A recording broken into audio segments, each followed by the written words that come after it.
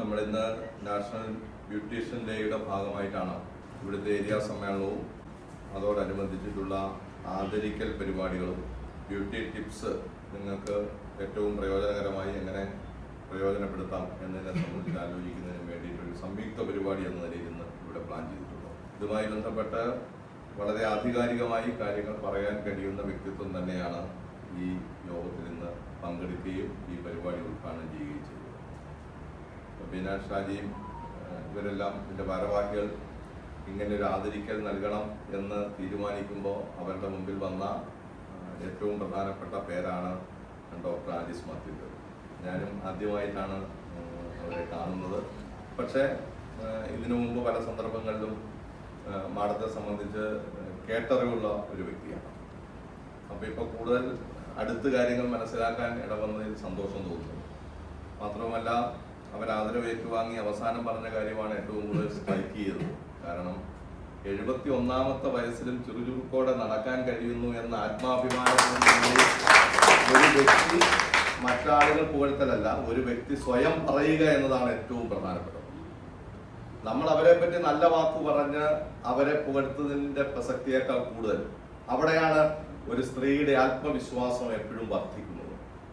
എനിക്ക് എൻ്റെ സ്വന്തം കാലിൽ നിൽക്കാൻ, ഈ സമൂഹത്തിനോട് എന്തിനേയും നേരിടാനുള്ള ഒരു കരുത്ത് എനിക്കുണ്ടായിരിക്കുന്നു എന്ന തോന്നൽ സ്വയം പറയുക എന്നുള്ളതാണ് ഏറ്റവും പരമപ്രധാനമായിട്ടുള്ളൊരു കാര്യം. അപ്പോൾ അത് ചെറിയ കാര്യമായി കണക്കാക്കേണ്ടതില്ല. ഇപ്പോൾ കഴിഞ്ഞ ദിവസം ഞാനൊരു പരിപാടിയിൽ പങ്കെടുത്ത് സംസാരിച്ചപ്പോൾ കഴിഞ്ഞ 21-ാം തീയതി ജൂൺ മാസം 21-ാം തീയതി അന്താരാഷ്ട്ര യോഗാ ദിനമായി. അപ്പോൾ ആ യോഗാ ദിനത്തിന്റെ ഭാഗമായി നിങ്ങൾ ചിലപ്പോൾ കണ്ടിട്ടുണ്ടാവാം, ഫേസ്ബുക്കിൽ വന്ന ഒരു ചെറിയൊരു റീൽസ് ഉണ്ട്. ആ റീൽസിൽ 103 വയസ്സുള്ള നമ്മുടെ ഒരു അപ്പച്ചൻ, അദ്ദേഹം യോഗ ചെയ്യുന്ന ഒരു ചിത്രം കണ്ടു. 103 വയസ്സാണ്. നമുക്ക് നടുവൊന്ന് കുനിഞ്ഞ് കാലിൽ പിടിക്കണമെന്ന് പറഞ്ഞു കഴിഞ്ഞാൽ നമ്മളൊരു 4-5 ദിവസം കൊണ്ടായിരിക്കും ചിലപ്പോൾ ആ കാലിൽ ഒന്ന് പിടിക്കാൻ പറ്റുക. അല്ലെങ്കിൽ കാലിന്റെ മുട്ടൊന്ന് വളയ്ക്കണം എന്ന് പറഞ്ഞാൽ നമുക്ക് ഓരോരുത്തർക്കും ഉണ്ടാകുന്ന വിഷമത്തെ സംബന്ധിച്ച് അല്ലെങ്കിൽ ബുദ്ധിമുട്ടുകളെ സംബന്ധിച്ച് നമുക്ക് എല്ലാവർക്കും സ്വയം ബോധ്യമുണ്ട്. പക്ഷെ 103 വയസ്സുള്ള ഒരാൾ ആ യോഗ അഭ്യാസവുമായി ബന്ധപ്പെട്ട് കസേരയിൽ ഇരുന്ന് ചെയ്യുന്നതും നിലത്തിരുന്ന് ചെയ്യുന്നതും കാണുമ്പോൾ നമ്മളെ അതിശയിപ്പിക്കുന്നതാണ്. അപ്പോൾ ഓരോ വഴക്കങ്ങളും നമ്മൾ സ്വയം ആർജിക്കുന്നതാണ് എന്നുള്ളതാണ് നാം മനസ്സിലാക്കേണ്ട പ്രധാനപ്പെട്ട കാര്യം. അപ്പൊ അതിനൊരു റോൾ മോഡലായി കാണാവുന്നതാണ് ഡോക്ടർ ആലിസ് മാത്യു. അതാണ് ഏറ്റവും പ്രധാനപ്പെട്ടത്. ഓരോരുത്തരെയും നമ്മൾ അഭിസംബോധന ചെയ്യുമ്പോൾ, അഡ്രസ് ചെയ്യുമ്പോൾ, ഓരോരുത്തരെയും നാം മനസ്സിലാക്കുമ്പോൾ, അവരെ റോൾ മോഡലാക്കുമ്പോൾ ഏതെങ്കിലും ഒരു പ്രത്യേക കാര്യം വെച്ചിട്ടല്ല, അവരുടെ ജീവിത യാഥാർത്ഥ്യവുമായി ബന്ധപ്പെട്ട കാര്യങ്ങൾ പരിഗണിച്ചുകൊണ്ടാണ് റോൾ മോഡലുകളായി ഓരോരുത്തരെയും നാം കാണുന്നത്. നമ്മൾ എത്ര നാൾ ജീവിച്ചിരിക്കുന്നു എന്നതല്ല ഏറ്റവും പ്രധാനപ്പെട്ടത്. ജീവിച്ചിരിക്കുന്ന കാലത്തോളം നമ്മുടെ വരും കാലത്തിലുള്ള ആളുകൾ സ്മരിക്കണമെങ്കിൽ നാം ചെയ്യുന്ന പ്രവൃത്തിയുടെ ഫലമായിട്ടാണ് നമ്മളെ ആളുകൾ സ്മരിക്കുന്നത്.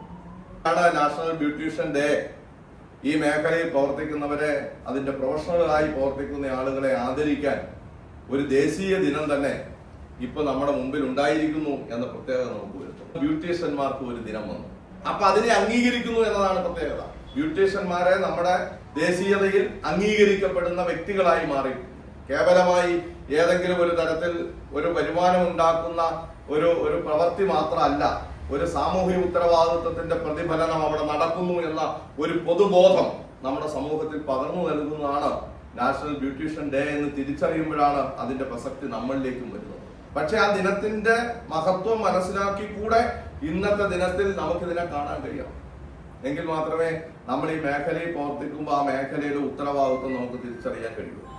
ഓരോ മനുഷ്യന്റെയും, പ്രത്യേകിച്ച് സ്ത്രീകളുടെ ആണെങ്കിലും പുരുഷന്മാരുടെ ആണെങ്കിലും, നിലവിലുള്ള സൗന്ദര്യത്തെ കുറച്ചുകൂടെ മെച്ചപ്പെടുത്തുന്നതാണ് നിങ്ങളുടെ പ്രവർത്തനം. പുതിയ സൗന്ദര്യം ആർക്കും ഉണ്ടാക്കി കൊടുക്കുന്നില്ല. ഉണ്ടോ? നിങ്ങൾ ചെയ്യുന്ന പ്രവർത്തിയിൽ പുതിയ സൗന്ദര്യം ഉണ്ടാക്കി കൊടുക്കുന്നില്ല. ഉള്ള സൗന്ദര്യത്തെ മെച്ചപ്പെടുത്തലാണ്. ആ സൗന്ദര്യത്തെ മെച്ചപ്പെടുത്തുക എന്ന് പറയുന്നത് നിങ്ങളുടെ ഒരു കരവിരുതിന്റെയും ആ മേഖലയിൽ നിങ്ങൾ ആർജിച്ചിട്ടുള്ള ഒരു കരുത്തിന്റെയും പ്രയോജനപ്പെടുത്തലാണ്. അതിനെയാണ് രാജ്യം ആദരിക്കുന്നത് എന്ന പ്രത്യേകത നിങ്ങളും മനസ്സിലാക്കണം. ഈ മേഖല ഒട്ടനവധി വിവിധങ്ങളായിട്ടുള്ള പ്രശ്നങ്ങളെ അഭിമുഖീകരിക്കുന്ന ഒരു മേഖലയാണ് ഈ ബ്യൂട്ടീഷ്യന്മാർ എന്ന് പറയുന്ന അല്ലെ ബ്യൂട്ടി പാർലറുകൾ നടത്തുന്ന അതിന്റെ ആളുകൾ എന്ന് പറയുന്നത് വലിയ വൈഷമ്യങ്ങൾ, പ്രത്യേകിച്ച് സ്ത്രീകളാണ് ഈ കൂടുതൽ മേഖലയിൽ പ്രവർത്തിക്കുന്നത് എന്നതുകൊണ്ട് സ്ത്രീകൾ അനുഭവിക്കുന്ന എല്ലാ ബുദ്ധിമുട്ടുകളും ഈ മേഖലയിലുണ്ട്. ഈ മേഖലയെ മറ്റൊരു കണ്ണിലൂടെ കാണുന്ന ഒരു സാമൂഹ്യ അന്തരീക്ഷം ഇന്ന് രൂപപ്പെട്ടു. ആ സാമൂഹ്യ അന്തരീക്ഷത്തെ നിങ്ങളുടെ പ്രവർത്തി കൊണ്ട് അതിജീവിക്കാനാവും.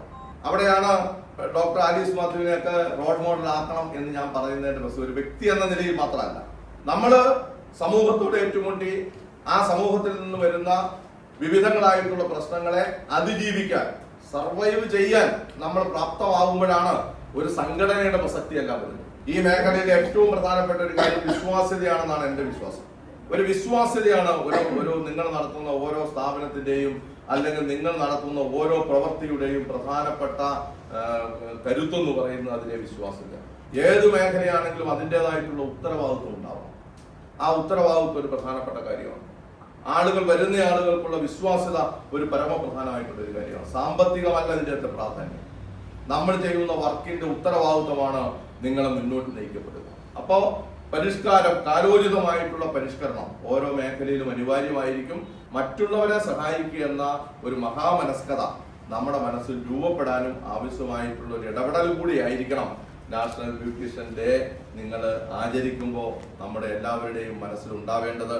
ഒരിക്കൽ കൂടെ ഞാൻ പറയുന്നു, ഡോക്ടർ ആലീസ് മാത്യുവിനെ നമ്മൾ കാണുമ്പോൾ ആ ആത്മവിശ്വാസമാണ് അവരിലുണ്ടായത്. ആ ആത്മവിശ്വാസം നമ്മളിലേക്ക് സന്നിവേശിപ്പിക്കാൻ കഴിയുന്നതായിരിക്കണം ഈ ദിനത്തിന്റെ പ്രത്യേകത എന്ന് മാത്രം സൂചിപ്പിച്ച എല്ലാ ആശംസകളും നേർന്നുകൊണ്ട് ഞാൻ എന്റെ വാക്കുകൾ അവസാനിപ്പിക്കുന്നു. Thank you so much for your kind words.